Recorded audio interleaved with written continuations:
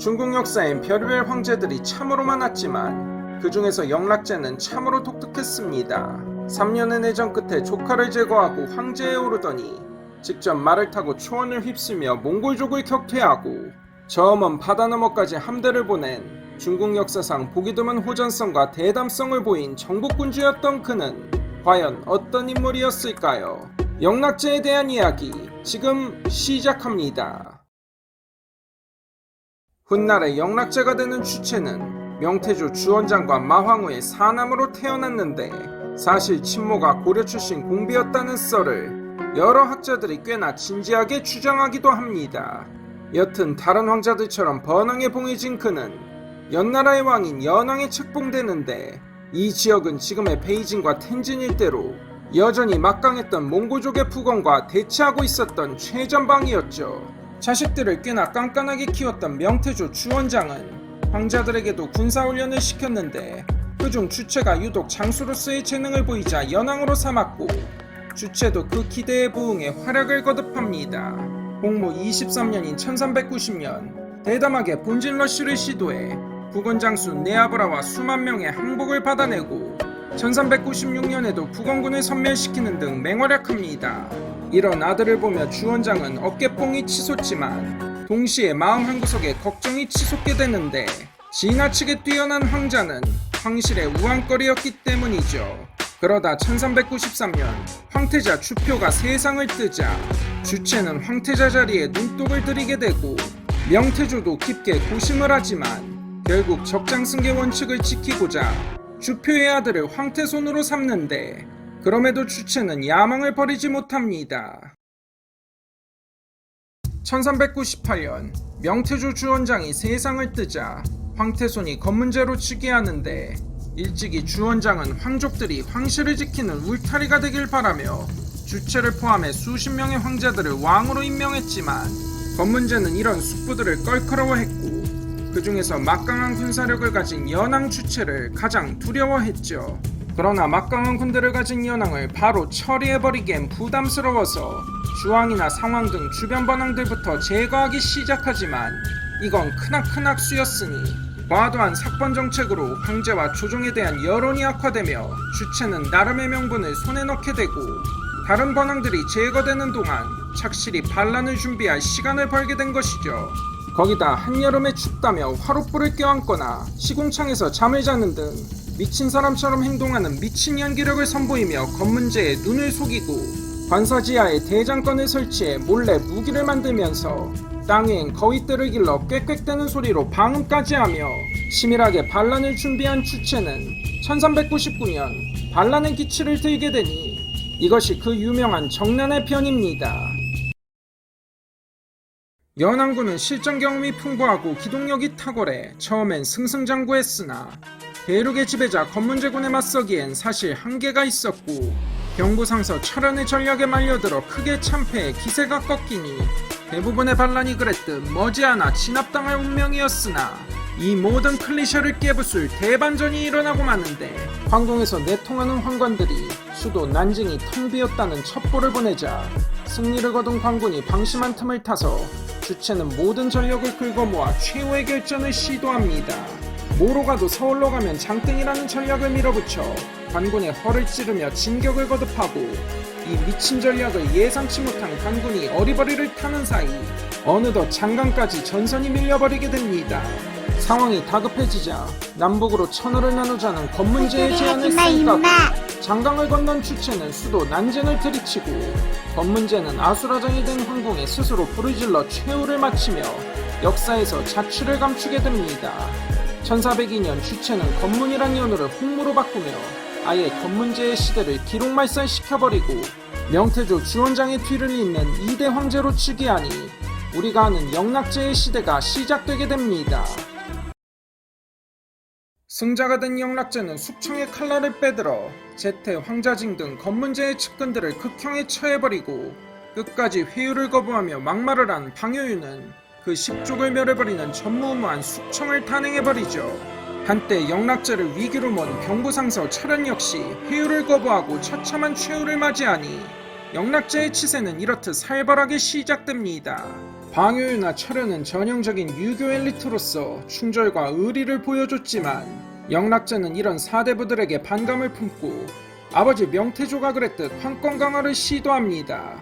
권문제가 했던 삭번을 시도하고 육부의 권한을 축소해 내각을 중심으로 칠학사들과 정사를 돌보며 승려, 요광요, 한관인 정화 같은 측근을 중용하고 금의, 동창 같은 특무기관을 통해 철권 통치를 전개합니다.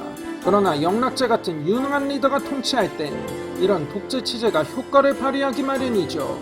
강남의 주민들을 화북으로 이주시켜 황무지를 개간해 식량 생산량을 3천만 석으로 늘리고 군전 수입도 2,300만 석에 이르게 되는 데다 북경 천도를 염두에 추진한 경항대운하는 결과적으로 엄청난 경제 효과를 일으킵니다.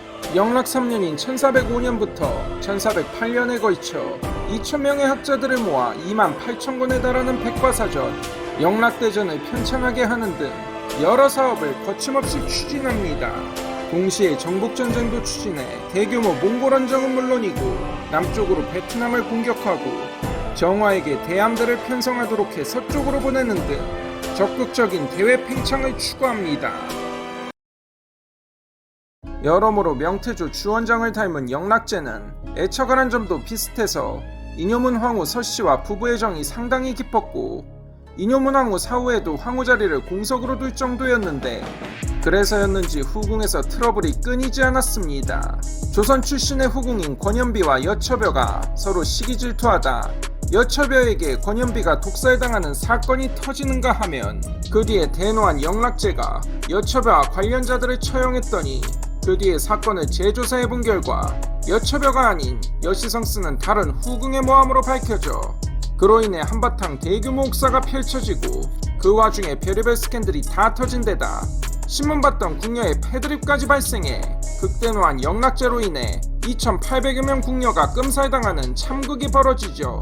다행히 이런 스캔들과 별개로 손재리 같은 짓거리를 하지는 않았는데 일단 주원장과 다르게 아들이 셋밖에 없었고 장남 주고치가 유약하다 여기며 못마땅하게 여겼지만 정난해변 당시 북경을 사수하며 강단 있는 모습을 보이고 주고치의 아들 주첨기가 총명하다 여긴 영락제는 주고치를 자신의 후계자로 확정하게 되죠.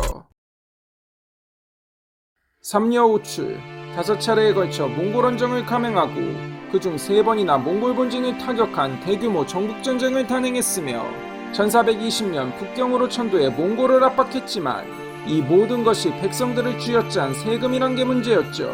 자금성 건설과 대함대 편성에 목재가 고갈되고 백성들은 세금으로 등골이 휘다보니 보다 못한 신료들이 제발 작작하시라며 읍소를 해대고 어지간한 영락제도 결국 타협하며 대외 원정을 최소화하지만 이미 버려둔 판이 너무나 커져서 사방에서 전쟁이 끊이지 않았고 1424년 8월 11일 5차 몽골 침정에 나선 65세의 황제는 노구를 이끌고 몽골칸을 추격하다 그 옛날 서하를 정복했던 칭기스칸이 그랬듯 원정 도중에 고비사막 한가운데서 승하하고 맙니다.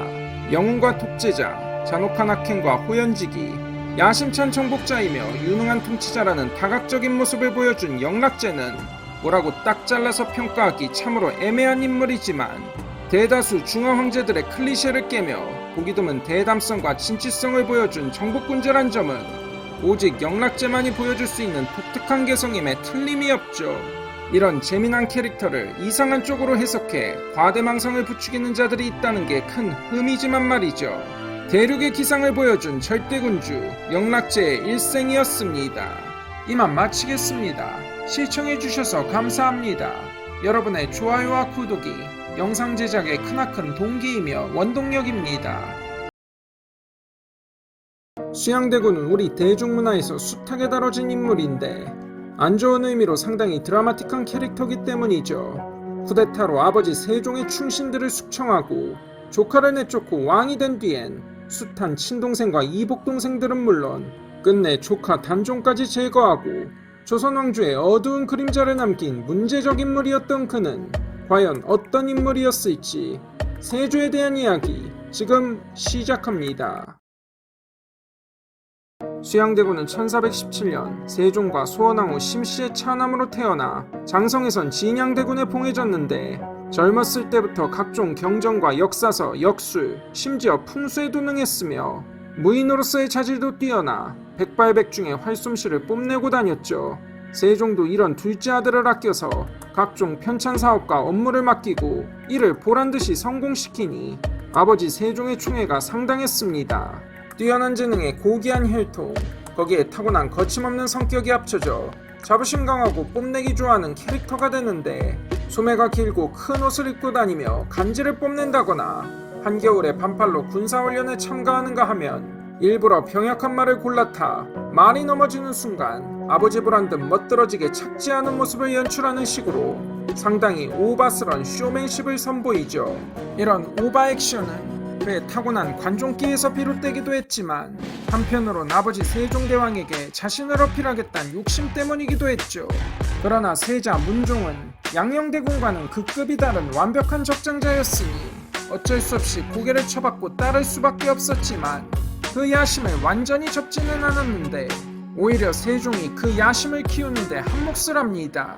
세종은 왕자 시절 왕세자의 눈치를 봤던 자신의 아픔을 자식들에게 대물림하기 싫었고, 한편으로 신권을 견제하고자 왕자들을 준용했는데 그중 수양과 안평 두 왕자는 도승지처럼 어명을 전달하며 위세를 떨치고 그만큼 따르는 세력도 커지게 되죠.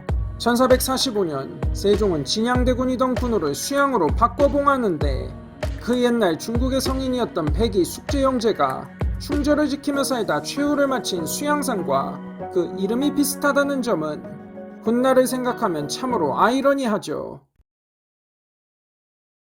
1450년 세종이 승하하고 1452년 문종까지 승하해 어린 단종이 즉위하자 수양은 오랜 야심을 구체화시키려 하지만 어린 단종은 의외로 총명했고 김종석, 황고인 등 대신들은 원칙을 지키며 정사를 돌보니 명분을 얻기가 쉽지 않았으며 즉위 초에 왕자에 대한 관리의 사적 교류인 분경금지를 반대하며 세력 확대를 노고라 하자 오히려 주변의 경계와 반발로 궁지에 몰리게 됩니다.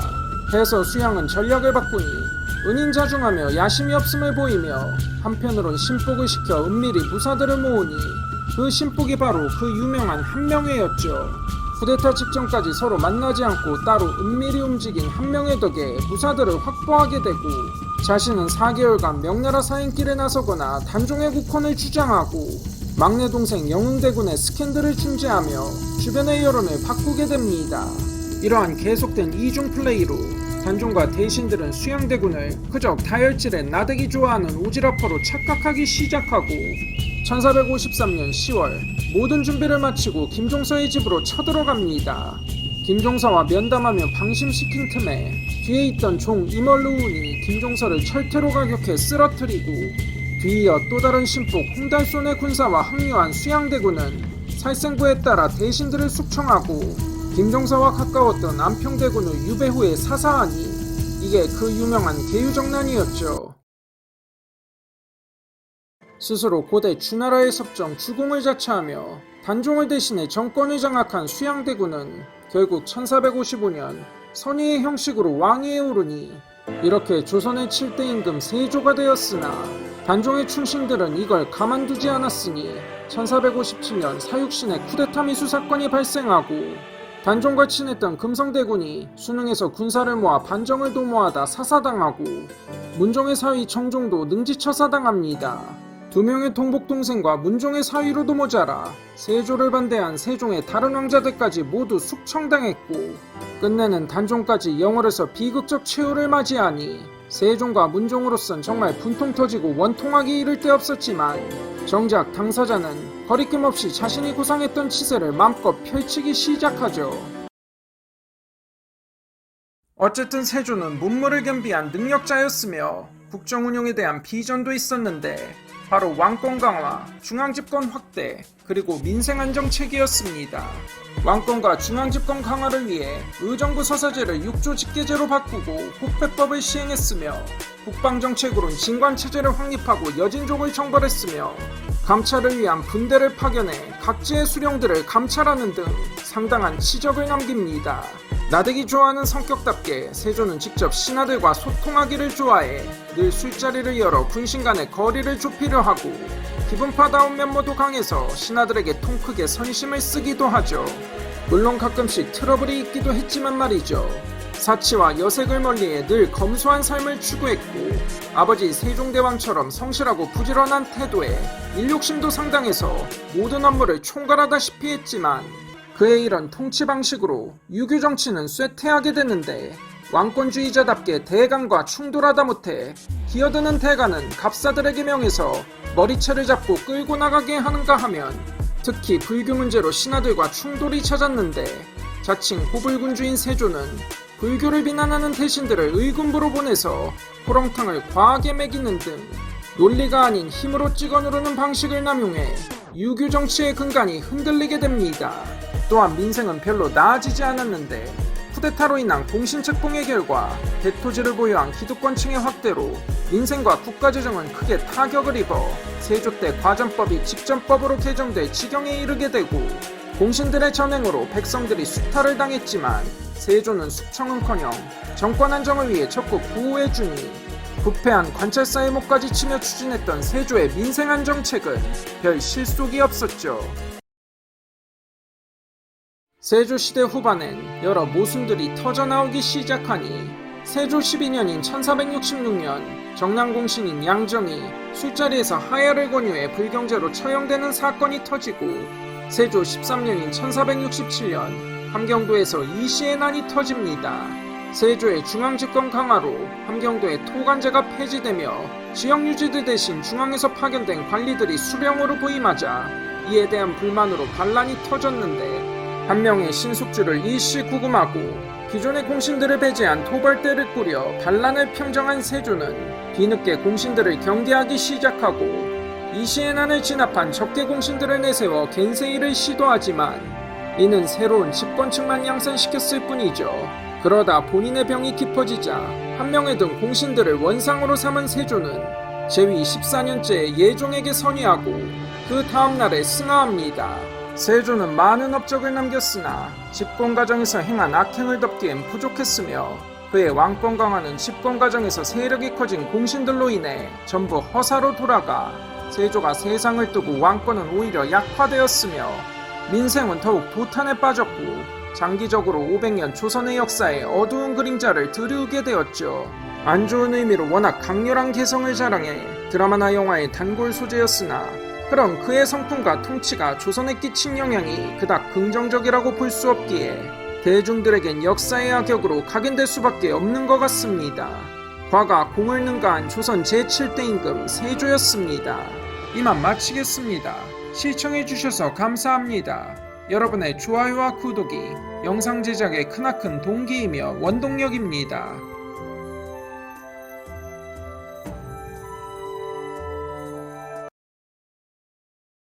수많은 권력투쟁의 승자는 그 많은 악행을 합리화하며 명군으로 기록되기도 하고 적어도 악행과 별개로 재평가를 받기도 하지만 권력투쟁의 패자는 그동안 차곡차곡 쌓은 모든 악행에 대한 오명만 남게 되는데 영국의 세조가 되는 듯 했지만 끝내는 실패한 수양대군으로 기록된 리처드 3세가 바로 거기에 해당된 인물이죠.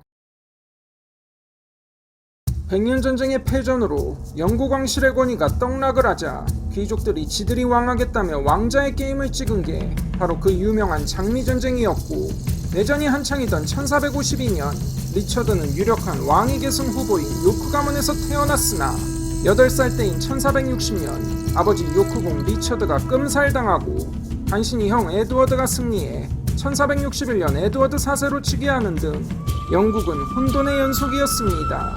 에드워드 4세는 어린 두 동생들을 유력한 공신 워릭 백작에게 맡기고 1461년 리처드에게 북잉글랜드의 대영지를 하사하고 군대 경력을 착실히 쌓게 하는 등 나름 살갑게 동생들을 챙기지만 에드워드 4세는 처같이 무드빌 가문을 키워주는 식으로 워릭 백작을 견제하자 워릭 백작은 왕의 두 동생인 조지와 리처드를 사위로 삼더니 1470년 에드워드를 몰아낼 쿠데타를 계획합니다.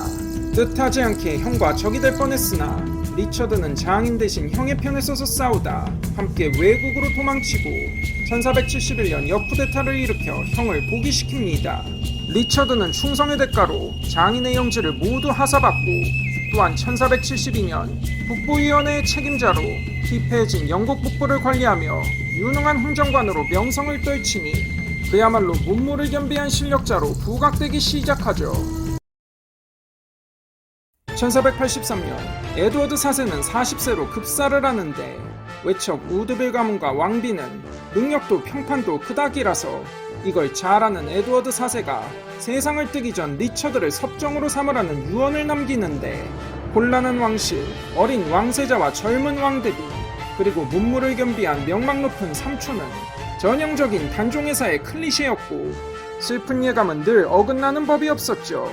우드빌 가문은 리처드를 암살하려 했지만 리처드는 수양대군처럼 선수를 쳐서 런던에 재빠르게 입성한 뒤 정적들을 제거하기 시작하죠.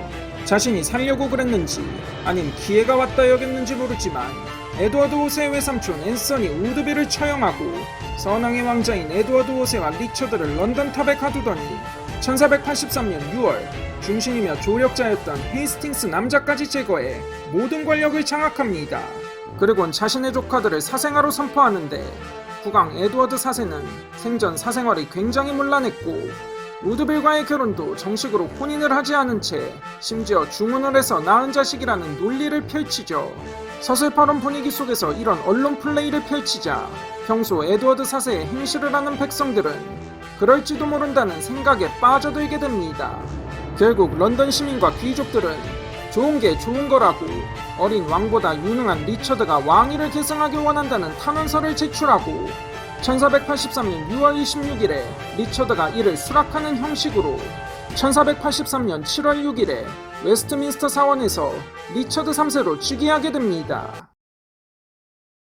그러나 이렇게 즉위한 리처드 3세는 다른 잔혹한 숙부들과는 다른 클리셰를 밟게 되는데 영락제나 수양대군과는 다르게 군주가 다 해먹는 중앙집권제 국가가 아니라 봉건 영주들의 천하인 중세 유럽의 왕이었기 때문에 사방에서 적들이 넘쳐났고 호시탐탐 기회를 노리는 귀족들의 표적이 된 데다 계속해서 여러 실책을 범하고 거기에 악성 루머까지 겹치는데 시간이 지나며 두 조카를 런던탑에 가둔 일이 대중들의 원망을 산 데다 두 왕자가 끝내 런던탑에서 숨을 거두자 민심이 떡락했고 왕권 강화를 위해 계속 유력 공신들을 숙청하다 1483년 10월 측근 버킹엄궁 스태포드가 반란을 일으키다 진압되고 자신의 친조카인 선왕의 공주 엘리자베스에게 청혼을 했다는 소문이 돌며 리처드의 이미지는 바닥을 칩니다.